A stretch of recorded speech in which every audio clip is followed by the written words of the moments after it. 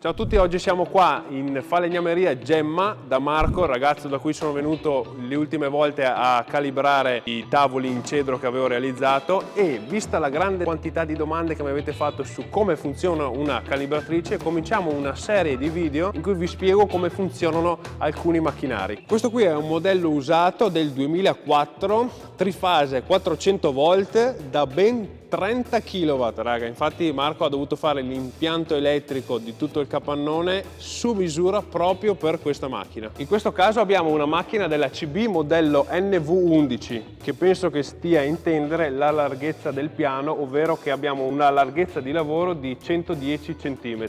Allora, in particolare a cosa serve una calibratrice? Di base la calibratrice serve per portare in piano delle superfici. Possiamo in generale, in linea di massima, paragonarla ad una pialla a spessore. Fa la stessa tipologia, ma sono due macchine diverse che si utilizzano in campi diversi. Ovviamente nella calibratrice non possiamo andare ad asportare più di un tot, altrimenti si inchioda tutto. In questo caso questo modello qui ha due tipi di rulli e li vediamo qua a fianco. Abbiamo il primo rullo, questo qui, dove di solito mi ha detto Marco che utilizza una grana 80 per fare uno sgrosso, e serve, il primo rullo possiamo paragonarlo ad una pialla a spessore perché appunto ha un rullo qua sotto molto duro e serve per portare in piano tutta la superficie in modo che sia precisa. Nel suo caso lui fa molti lavori e mobili su misura impiallacciandoli, per cui dietro di noi abbiamo una pressa e serve appunto per portare tutto in piano in modo che nella pressa sia tutto bello a livello. Il secondo rullo invece possiamo chiamarlo un rullo per la finitura, ovvero qua sopra adesso c'è montato una grana 150, e la particolarità del secondo rullo rispetto al primo è che al di sotto qui ha un tastatore. Il tastatore è questa cosa qua sotto che è molto intelligente perché può permetterti di seguire anche delle sagome che non sono perfettamente piatte, ovvero ovviamente non una cosa fatta a onde così gigantesca, però se ci sono delle piccole irregolarità, diciamo, questo qui riesce a seguirle correttamente. Inoltre con il tastatore c'è la possibilità di fare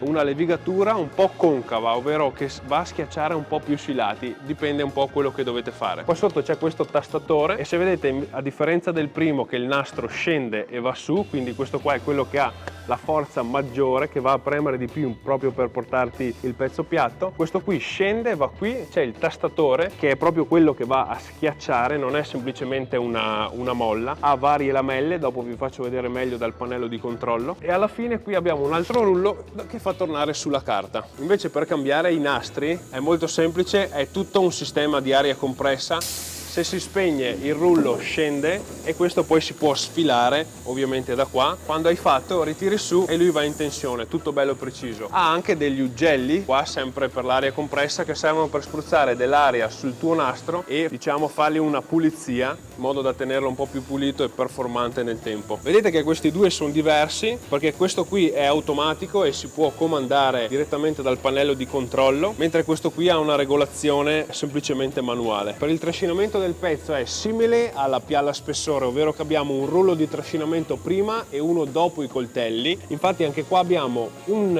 rullo qua all'inizio, uno tra i due nastri, uno alla fine e uno dopo quel rullo che vediamo lì, che vi dico adesso a cosa serve. Un altro accessorio molto figo che ha questa macchina qua in particolare è che in fondo, al di fuori di tutto, dopo la levigatura, qua in fondo abbiamo un rullo spazzolatore che non è nient'altro che un mega rullo gigante, diciamo di Scotch-Brite. Adesso questa non possiamo toglierla, non si può troppo vedere, però qua sotto c'è un rullo gigantesco con lo Scotch-Brite e un altro rullo pressore in uscita come ultimo pezzo. Qua come accessorio molto probabilmente si può trovare, bisogna vedere se si trova ancora il pezzo di ricambio perché appunto l'azienda produttrice non esiste più. Dovrebbe esserci comunque un pezzo di ricambio che si può prendere, che sono o le spazzole in nylon o lo spazzolo in ferro per fare la rusticatura sui pezzi. Quindi oltre alla pulizia, oltre a questo rullo qua, può fare anche queste cose, quindi ci sono calibratrici con queste funzioni anche molto fighe. Proseguendo sempre da questa parte abbiamo il fungo di emergenza, è semplicemente un fungo come tanti altri, solo che è a corda, molto semplice,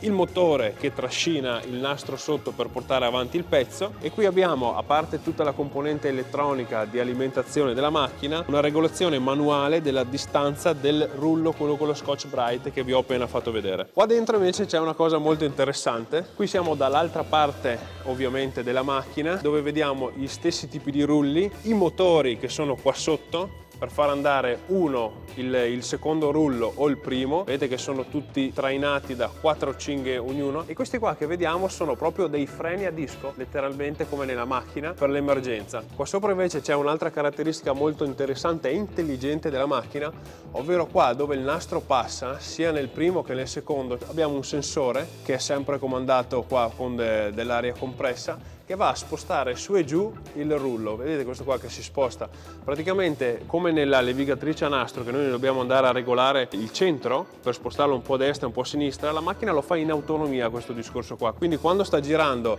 il sensore qua rileva se si sta spostando troppo a destra o troppo a sinistra, e automaticamente continua a tenere il nastro sempre a fargli fare un movimento del genere per bilanciarlo e farlo rimanere in centro. Veramente super, non sapevo che avesse questo tipo di caratteristica, molto molto bella. Sì, comunque vederla girare da aperta deve essere una roba da mettere le mani qua in mezzo al freno, così proprio che tagli. Perché c'è un filetto dell'aria compressa che ci va, cioè è tutto aria compressa, non è una roba magnetica. Però tu quando spegni la macchina non scattano questi, è solo nell'emergenza che fa. Spettacolare. Qui invece poi c'è tutto il cablaggio che riguarda sempre l'aria compressa, sistemi di protezione, questo qua per non farla avviare ovviamente per la sicurezza con la porta aperta, e tutto il cablaggio nel pannello di controllo che adesso vi vado a illustrare. Parliamo adesso invece del pannello di controllo, anche se non so dirvi esattamente tutte le cose come funzionano, perché appunto essendo una macchina usata di un'azienda che è fallita ci manca ancora il manuale di utilizzo, per cui tante cose non sappiamo esattamente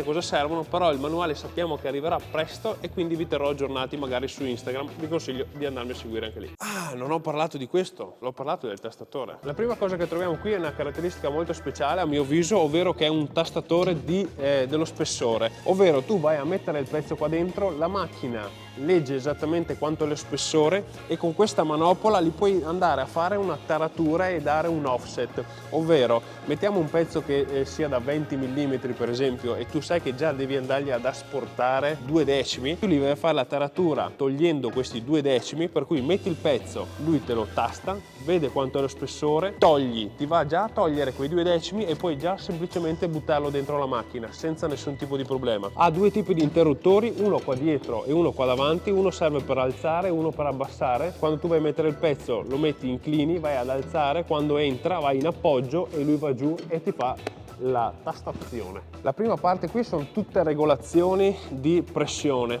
ovvero qualcosa che riguarda i rulli, però come vi dicevo non sappiamo ancora bene a cosa servono. Magari se qualcuno di voi nei commenti è più esperto e ne sa qualcosa può dirci esattamente a cosa servono queste qui. 99 su 100 questi qua servono a regolare qualcosa nei nastri e nei rulli pressori, e questi qua onestamente non riesco a capire. Se hai nuove informazioni lascia un commento. Questo qui è il pannellino che controlla il secondo rullo, ovvero quello della finitura. Come vedete è un rullo più grosso che ha uno iniziale, il tastatore come vi dicevo, e un rullo di uscita. Va a regolare quanto questo tastatore va a schiacciare, e come vedete anche dal disegno qua, il tastatore qua è composto da più lamelle, come vedete anche qui dall'immagine. Questo serve che in base al pannello, a com'è formato, riesce ad andare a schiacciare in modo uguale la superficie, in modo che esca completamente perfetta. Per come mi spiegava Marco, lui utilizza che fa il primo passaggio solo con il primo rullo, in modo da fare diciamo una parte di sgrossatura, permettetemi questo termine, e poi l'ultimo passaggio sempre passa a matita su tutto il pannello e serve per dare quella levigatura leggera, così anche perché lui, facendo tanti lavori con semilavorati impiallacciati, l'impiallacciatura è da 1 decimo.